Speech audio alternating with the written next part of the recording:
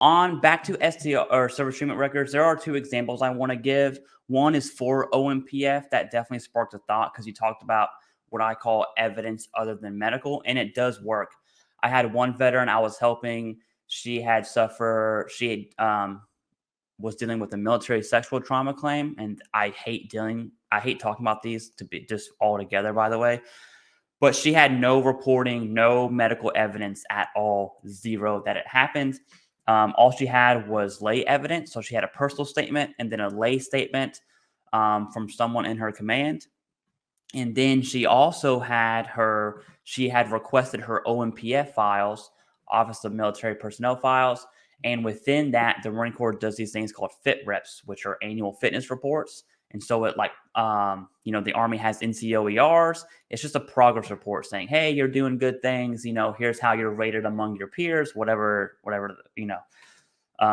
said name Marine, cleaned all of the dishes today. It's like, okay, awesome, cool. But in her fit reps, on the date of her incident, that next fit rep, you saw a very steep decline. And then her evaluations. Evaluations, her work ethic, everything it takes to just be a Marine was rapidly declining. And she was able to use OMPF in that lay evidence to tell the story. And she ended up taking it to the Board of Appeals, which does suck, but that was granted. And so that lay evidence does come in clutch, especially for the board. I'm so glad you brought the board up.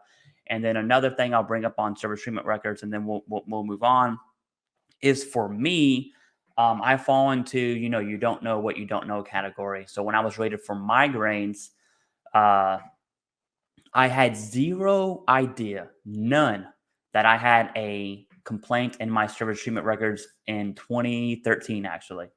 I came back from Afghan. Apparently, in my post-deployment health assessment, I complained about migraines. I had no idea at all. Now, luckily, I had a very awesome CMP examiner who really took the time to look at my records. That migraine CMP was like 30 minutes, which is weird. Usually you'll see like 5-minute, 10-minute CMP exams, especially for a condition like that. But that CMP examiner really did me a solid. And had I got probably any other CMP examiner, I would be in this boat of saying, well, the VA said I don't have the in-service event. Well, you don't know what you don't know. And your service treatment records are part of that big three. That's why I would say service treatment records matter, especially over CMP exam results. Because you have your evidence from service, that in-service events, as one of the big three. And then your current diagnosis is number 2 of that. And so that's really why service treatment records matter, is because it is literally one of the requirements for you to be service connected, period. Did that spark any thoughts? You want to move on to? I want to hammer that. I want to hammer that point home because it really is that important, Clay. So remember that the 3 things, your first goal, your number 1 goal is get service connected. Your number 2 goal is to get the appropriate rating. Those are your 2 goals going through the process. But you can't get the appropriate rating without being service connected. That's why service connection is number 1. In order to be service connected, you need 3 things. You need time and service. That gives you your window of opportunity. I'm going to exclude presumptives. So number 1, your time and service gives you that window of opportunity. Number 2 is you need to have a diagnosed condition. Number 3 is you have to have that nexus, that link between your condition that's diagnosed and your time and service. But here's the funny part, and this is what Clay's talking about.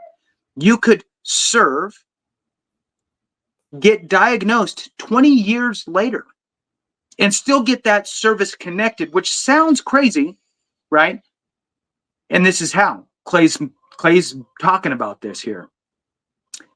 During your exit physical health assessment, there was a form that had, 50 check boxes, and it said, have you now or have you ever experienced any of the following? Have you ever experienced tuberculosis? No. Have you ever had diabetes? No. Heart condition? No. Cancer? No. Painful swollen joints? Yes. Heartburn? Yes. Migraine headaches? Yes. Back pain? Yes. No. Yes. And you're going through all of these, and you're an E whatever, you're done with your 4 years, 6 years, 8 years, 10 years, whatever, however much time you did. And you're really thinking, I'm just getting out of here. I'm just filling out this form. Sure, I'll be a little more honest with my answering than I was when I joined, right? Um, or whatever, halfway through, because I was worried about getting a promotion or whatever. So I need to say, I don't have any problems. I need to get promoted, right?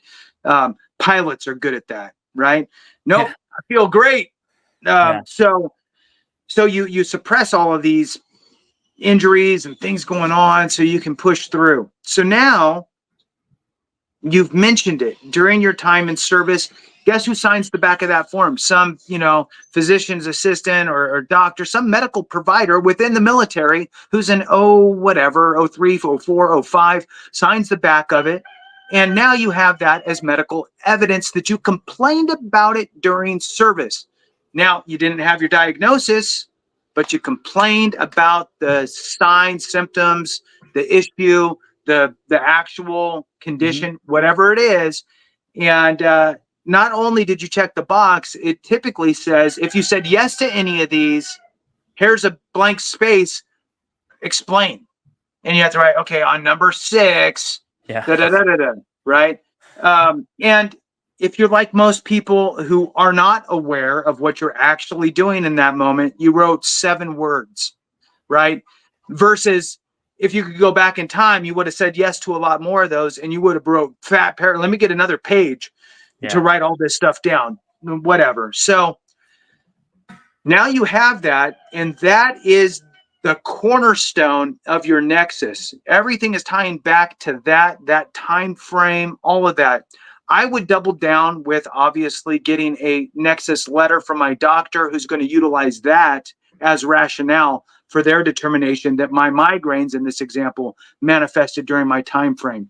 Because then they could say it's more than likely that they manifested during Joe Snuffy's time in service, as evidenced by his complaint of migraines, right, during service on the such and such form on such and such date, signed by Dr. So-and-so. It's how can you deny service connection for that? You can't. I mean, really, you just, well, sure, the VA might, but the board would overrule that. So I just wanted to double down on that, Clay. Yeah. That's really, really important information. So I'm yes, so order your glad. service treatment records. Yeah, I'm so glad you said that because it brought another thing up is, okay, you got your service treatment records. What are you looking for? There's really 5 staples of evidence, and it's anywhere in your STRs is evidence, but there's really 5 that are, I'm going to say tier 1. Everything else is kind of below this. The first one is your entrance exam compared with your exit exam. That's exactly what Jason just described. I didn't have flat feet when I joined. I now have flat feet. Those 2 are compared against each other. If you do have a pre-existing condition, the evidence changes to where now you have to show your service aggravated that condition beyond its natural regression. That's a whole other video though. But that's 2 staples. One is your any sort of annual health assessment, right? You have like dental class 4. Hey, you're on mental class 3, which just means your deployment status is now in red because you need to go get seen, right? So all those health assessments are golden ticket evidence. And then the highest tier are your pre and post deployment health assessments. And so if I have my service treatment records, I'm looking for those 5. My entrance exam, any sort of annual health assessments, you should have a few of those, okay? Any sort of pre-deployment health assessment, post-deployment health assessment, and then your exit exam. That's really what you're looking for. I'm so glad you brought that up, Jason, because your service treatment records can be very overwhelming because, one, it's all on chicken scratch, and you're just like, what the heck am I looking at? Right. I don't know, right?